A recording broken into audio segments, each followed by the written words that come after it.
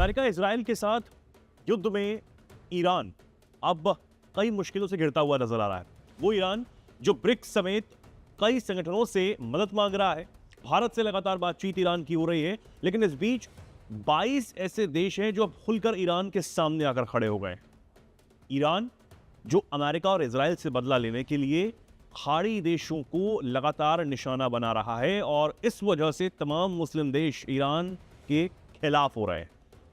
लेकिन 22 देश, जिसमें यूके भी है, जिसमें यूएई भी है, मुस्लिम देश भी हैं और कई और देश भी हैं यूरोप के, जो अब ईरान को शांत रहने की बात कहते हुए नजर आ रहे हैं। और न सिर्फ ये शांति से बात की गई है, बल्कि एक चेतावनी भी है कि ईरान को अब कहीं ना कहीं समझ आना चाहिए कि इजराइल और अमेरिका से जो उसकी जंग चल रही है उसका असर बाकी देशों पर अब न दिखे। क्या ईरान अब चुप हो जाएगा?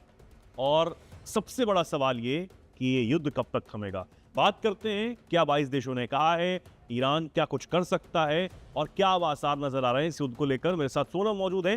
सोनम, पहले तो सबसे पहले यही बताइए कि जो ईरान को 22 देशों ने कहा है उस स्टेटमेंट में क्या कुछ है और ईरान को किन शब्दों में अब कहें कि चेतावनी दी गई है। बिल्कुल, तो यहाँ पर चेतन लगातार जो स्थिति है वो अभी भी जो खतरनाक बनी हुई है। फिलहाल ईरान, इजराइल, अमेरिका तीनों ही लगातार हमले करते हुए नजर आ रहे हैं। लेकिन इसी बीच भारत के प्रधानमंत्री ईरान के राष्ट्रपति मसूद पेजेश्किन से बात करते हैं और जो ऊर्जा ढांचों को लेकर और जो हॉर्मुज को लेकर उन्होंने यहाँ पर कहा है कि इससे वैश्विक तेल सप्लाई पर असर पड़ रहा है। तो ये बात भारत की तरफ से ईरान को कही गई है।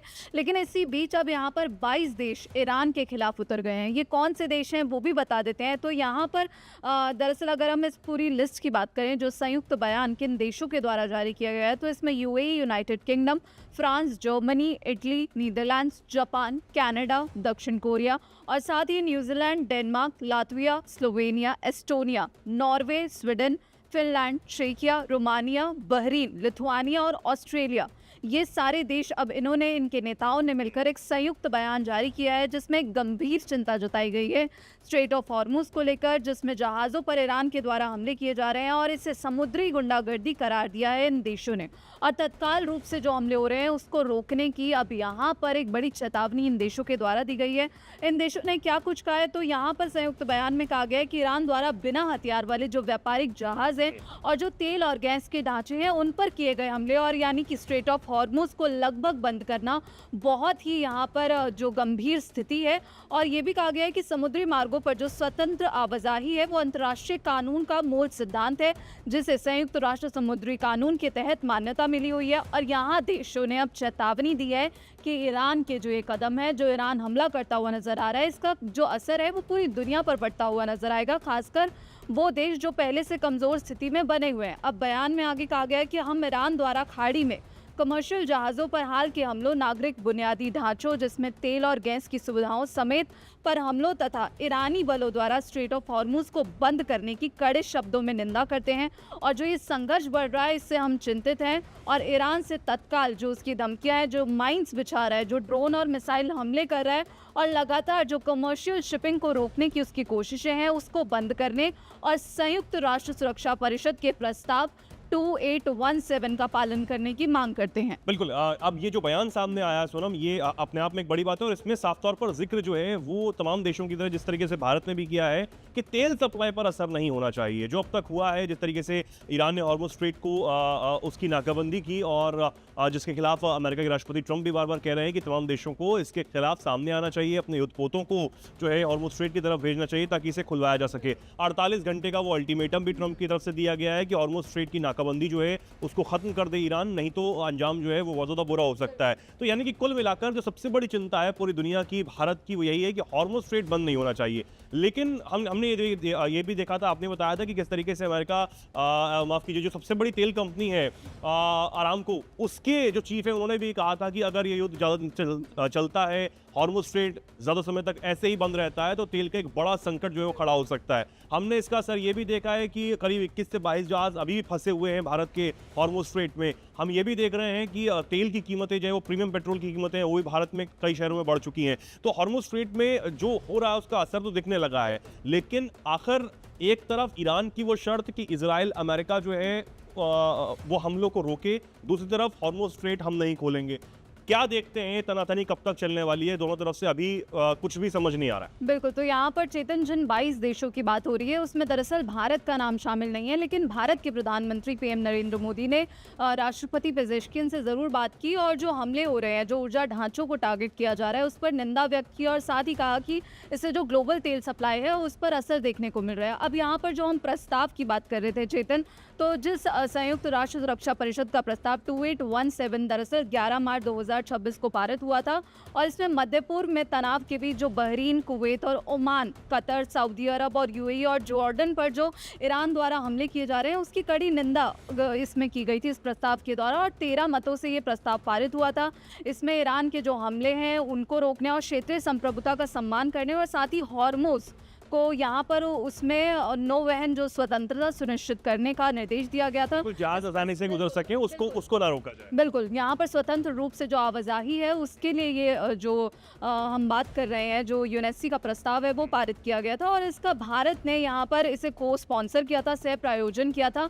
अब यहाँ पर दरअसल जो ये बयान है इसमें सीधे तौर पर ये कहा गया है कि सभी देश जो मिलकर हॉर्मुज में जो सुरक्षित आवाजाही है वो सुनिश्चित करने के लिए तैयार हैं और इस दिशा में जो तैयारियां चल रही है उनका समर्थन करते हैं। इसके अलावा जो आईए जिसने ये कहा, अंतर्राष्ट्रीय ऊर्जा एजेंसी की बात करें तो उसने रणनीतिक तेल भंडार जारी करने के फैसले का भी इन देशों ने यहाँ पर खुलकर स्वागत किया है ताकि जो बाजार है जिसमें अभी भी जो आपूर्ति देखने को मिल रही है उसको यहाँ पर उसमें स्थिरता लाई जा सके और साथ ही जो तेल उत्पादन बढ़ाने और प्रभावी देशों की मदद के लिए संयुक्त राष्ट्र और साथ ही जो अंतर्राष्ट्रीय वित्तीय संस्थाएं हैं उनके साथ मिलकर काम करने की बात कही गई है। और अब चेतन इन बयानों से ये साफ हो जाता है कि ये जो कई देश हैं ये शुरुआती योजना बनाने में जुट गए हैं, जिसके बाद लगातार ये सवाल उठ रहा है कि क्या अब ईरान बुरी तरह से फंसता हुआ नजर आएगा, क्योंकि ये 22 देश अब मिलकर, और क्या ये राष्ट्रपति डोनाल्ड ट्रंप का जो प्लान उन्होंने बताया था हॉर्मुज को लेकर उसका समर्थन करते हुए नजर आएंगे, क्योंकि जो इनिशियल प्लानिंग है वो अब यहाँ पर देखने को मिल रही है। और साथ ही अगर हम ईरान की बात करें तो ईरान ने सीधे तौर पर ये कहा है कि जो इजराइल यहाँ पर जो है इजराइल और अमेरिका के जो जहाज़ हैं हम उनको इजाज़त नहीं देंगे, लेकिन यहाँ पर जो विदेशी जहाज़ हैं वो इजाज़त लेकर गुजर सकते हैं हॉर्मुज से। इसी के साथ ईरान ने यह भी कहा था कि हॉर्मुज स्ट्रेट को लेकर एक नई रणनीति जो है उसको बनाया जाए, एक अलग जो रोड मैप है इसको लेकर तैयार किया जाए ताकि यहाँ से जो आने वाले और जाने वाले जो जहाज़ हैं उनको उनके लिए एक जो रूल्स हैं वो अलग तरीके के बनाने की बात यहाँ पर ईरान की तरफ से की गई थी। लेकिन सवाल यही है कि इस युद्ध के समय में जब अमेरिका, इजराइल और ईरान के बीच में युद्ध चल रहा है उसका खामियाजा बाकी दुनिया के देश भी अब भुगत रहे हैं। भारत को भी कहीं ना कहीं जो है वो इसका असर झेलना पड़ रहा है। हालांकि भारत सरकार बार बार इस बात को कह रही है कि हमारे पास ना ही कोई तेल की कमी है ना ही गैस की कमी है। हालांकि हम ये अलग बात है कि सड़कों पर जो लोगों की लाइनें हैं वो ज़रूर देख रहे हैं। दूसरी तरफ भारत सरकार ने इस बात को दोबारा से प्रेस कॉन्फ्रेंस करके कहा है कि जो पैनिक क्रिएट हो रहा था लोगों के बीच में गैस बुकिंग को लेकर वो भी अब कम हुआ है। इसी के साथ जो एलपीजी के यूज़र्स हैं वो पीएनजी पे भी कई जो लोग हैं जिनमें बताया गया जो आंकड़ा है 7,000 से 8,000 का जो आंकड़ा है वो इस दौरान शिफ्ट हुए हैं। खैर, दूसरी बात ये है कि अब ईरान का जो युद्ध है वो आखिर कब तक जारी रहने वाला है, और क्योंकि आप समझ रहे हैं कि अगर ये और ज़्यादा गंभीर होता है तो हॉर्मुज स्ट्रेट को सीधा सीधा नुकसान हो सकता है। और ये एकमात्र समुद्री रास्ता जहाँ से 20 से 25% जो तेल है वो दुनिया का गुजरता है। भारत का एक बड़ा हिस्सा जो तेल है वो यहाँ से होकर भारत तक पहुँचता है। तो ये एक अपने आप में एक बड़ी बात हो जाती है, प्रभावित होने वाली बात हो ही रही है। लेकिन अगर और ज़्यादा दिन ये युद्ध खिंचता है तो आप समझिए कि चिंता की बात बिल्कुल हो सकती है और ज़्यादा चर्चाएं जो हैं वो इस पर होना लाजमी है। हालांकि भारत सरकार एक्शन मोड में है, प्रधानमंत्री लगातार इसको लेकर बैठकें कर रहे हैं, कुछ बैठकें जो हैं वो होनी भी हैं। तो हालांकि भारत सरकार इस पर नज़र बनाए हुए है, पूरी तरीके से प्रतिबद्ध है ताकि वो हमारे हितों की रक्षा जो है वो कर सकें। और दूसरी तरफ हम लगातार ईरान से भी संपर्क में हैं, हम कई और देशों से भी संपर्क में हैं जो खाड़ी देश हैं उनसे भी लगातार प्रधानमंत्री बात कर रहे हैं। ईरान के विदेश मंत्री से लगातार हमारे विदेश मंत्री बात कर रहे हैं, वहाँ के राष्ट्रपति से हमारे प्रधानमंत्री बात कर रहे हैं। तो ये समझ आता है कि भारत को जो दिक्कतें संभावित रूप से देखी जा रही थी वो आने वाले समय में ना हो। और साथ ही ये कि भारत जो अपील कर रहा है कि किसी भी चीज़ का समाधान युद्ध नहीं हो सकता, शांति से आप बात करिए, तो शांति की अपील जो भारत कर रहा है उसको भी जाहिर सी बात है कि आने वाले समय में अगर उसको माना जाए तो ही जो शांति है वो हो सकती है और जो तनातनी है वो कम हो सकती है। फिलहाल के लिए सोनम, बहुत बहुत शुक्रिया आपको जुड़ने के लिए। अब आप इस पर क्या कुछ राय रखते हैं, क्या कुछ सोचते हैं, ये युद्ध कब तक रुक सकता है? कमेंट सेक्शन में अपनी बात को जरूर रखें। जुड़े रहें, देखते रहें दैनिक जागरण।